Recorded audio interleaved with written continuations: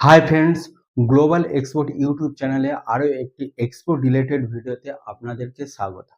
আমি অমিত মণ্ডল, এক্সপোর্টার এবং export trainer. Global export YouTube channel এমন একটি ইউটিউব চ্যানেল যা বাংলা ভাষায় সহজ সরলভাবে এক্সপোর্টের যাবতীয় রুলস রেগুলেশনগুলি একটার পরে একটা ভিডিওতে পুঙ্খানুপুঙ্খ আলোচনা করে থাকে। আজকের এই যে টপিকটার উপরে আলোচনা করব সেটি হলো এক্স ওয়ার্ক। এক্স ওয়ার্ক হলো ইনকোটার্মের 11টা ইনকোটার্মের মধ্যে প্রথম যে ইনকোটার্ম সেটি হলো এক্স ওয়ার্ক। আপনি যখন আপনার বায়ারকে কোটেশন দেবেন তখন আপনার বায়ার ইনকোটার্মের উপরে ডিসকাস করবে বা আলোচনা করবে বা কোন ইনকোটার্মের উপরে কাজ করবেন সেটা আপনি এবং আপনার বায়ারের মধ্যে নির্ধারণ হয়ে থাকে। এই 11টা ইনকোটার্মের মধ্যে যখন আপনার বায়ার পছন্দ করবে যে সে এক্স ওয়ার্কের উপরে কাজ করতে চায়, তখন কিন্তু আপনার জানতে হবে যে এক্স ওয়ার্ক কিভাবে কাজ হয় এক্সপোর্ট বিজনেসে। এক্স ওয়ার্ক ইনকোটার্মটা হলো ফ্যাক্টরি প্রাইস।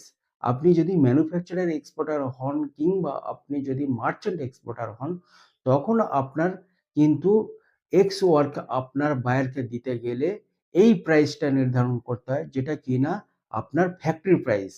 আপনার সাপ্লায়ার অর্থাৎ যে আপনার হয়ে ম্যানুফ্যাকচারিং করে দিচ্ছে প্রোডাক্টটা, যদি আপনি মার্চেন্ট এক্সপোর্টার হন, আর যদি আপনি ম্যানুফ্যাকচারার এক্সপোর্টার হন, তাহলে আপনার তো নিজস্ব হচ্ছে ম্যানুফ্যাকচারিং করছেন, আপনার হচ্ছে কি ম্যানুফ্যাকচারিং ইউনিটে। তাহলে এই যে ম্যানুফ্যাকচারিং যে কস্ট, সেটাই হলো আপনার এক্স ওয়ার্ক। এর সঙ্গে আর কি কি অ্যাড হয় বা আপনার কি কি রেসপন্সিবিলিটি আছে, আর বাইরের কি কি রেসপন্সিবিলিটি আছে, কার কতদূর পর্যন্ত রেসপন্সিবিলিটি আছে, সেটাই কিন্তু নির্ধারণ হয় এক্স ওয়ার্কে। তাহলে আপনার হচ্ছে কি এক্স ওয়ার্কে আপনার রেসপন্সিবিলিটি কি কি না, ম্যানুফ্যাকচারিং যে কস্ট প্লাস আপনার যে প্রফিট, সেটাই হলো আপনার হচ্ছে কি এক্স ওয়ার্ক।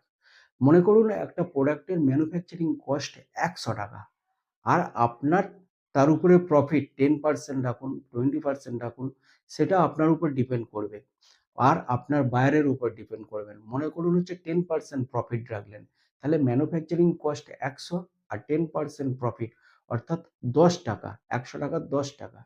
তাহলে আপনার এক্স ওয়ার্ক প্রাইস হচ্ছে 100 প্লাস 10, এই 110 টাকা হলো আপনার এক্স ওয়ার্ক। এইবার মনে করুন আপনার রেসপন্সিবিলিটি কতদূর থাকছে, যেহেতু হচ্ছে কি ইনকোটামের হচ্ছে কি মেন সূত্রটা হচ্ছে কি কার কতদূর রেসপন্সিবিলিটি থাকে, এক্সপোর্টারের কতদূর রেসপন্সিবিলিটি আর ইম্পোর্টারের কতদূর রেসপন্সিবিলিটি থাকে। এক্স ওয়ার্কে আপনার কোনো রেসপন্সিবিলিটি থাকে না, শুধুমাত্র আপনি আপনার গোডাউন, সেই গোডাউনে মালটা ম্যানুফ্যাকচারিং করে বা রেডি করে সমস্ত কিছু প্যাকেজিং করে সেখানেই আপনি রেডি রাখবেন। সমস্ত দায় দায়িত্ব আপনার কিন্তু বায়ারের। আপনার বায়ারের রেসপন্সিবিলিটি আপনার ম্যানুফ্যাকচারিং ইউনিট থেকে মালটা লোডিং করবে, করে সে ওই প্লেস থেকে আপনার যে বন্দরে অর্থাৎ হচ্ছে কি ইন্ডিয়ার কোনো বন্দর পর্যন্ত সে নিয়ে যাবে। বন্দরে স্টাফিং প্লাস লোডিং প্লাস হচ্ছে কি ভেসেলে চড়ানো বা শিপে চড়িয়ে দেওয়া মাল, সেটাও হচ্ছে কি আপনার বায়ারের। ওই শিপ যখন বাইরের কান্ট্রির পোর্টে পৌঁছাবে, সেই যাবতীয় রিস্ক বাইরের থাকে। আবার ওই যে পোর্ট থেকে বাইরের কান্ট্রির পোর্ট থেকে তার নিজের গোডাউনে যাওয়া পর্যন্ত অর্থাৎ বাইরের দেশের লোকাল ট্রান্সপোর্ট, সেটাও কিন্তু হচ্ছে কি বায়ারের।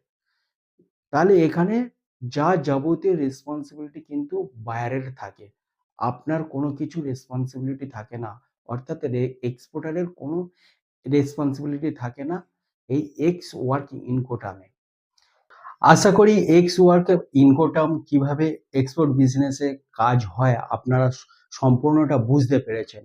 আমার দেওয়া বিবরণ থেকে যদি আপনাদের ভালো লেগে থাকে তাহলে চ্যানেলটাকে সাবস্ক্রাইব করবেন, বেল আইকনকে প্রেস করবেন আর শেয়ার করবেন ভিডিওটাকে বেশি বেশি করে আপনাদের ফ্রেন্ডস রিলেটিভের মধ্যে যারা এক্সপোর্ট বিজনেসটা শিখতে চাচ্ছেন বা করতে চাচ্ছেন। আর এক্সপোর্ট বিজনেসটা যদি বাংলা ভাষায় সহজ সরলভাবে যদি শিখতে চায় বা আপনি যদি শিখতে চাচ্ছেন, তাহলে নিচে দেওয়া নাম্বারে আমাদের সঙ্গে যোগাযোগ করতে পারেন। আমরা সম্পূর্ণ বাংলা ভাষায় হাতে কলমে এক্সপোর্ট বিজনেসটা কিভাবে হয় তার ট্রেনিংটা দিয়ে থাকি। এক্সপোর্ট রিলেটেড কোনো যদি প্রশ্ন থাকে তাহলে কমেন্টস করবেন এবং আমাদেরকে হচ্ছে কি কল করতে পারেন, হোয়াটসঅ্যাপ করতে পারেন। নমস্কার।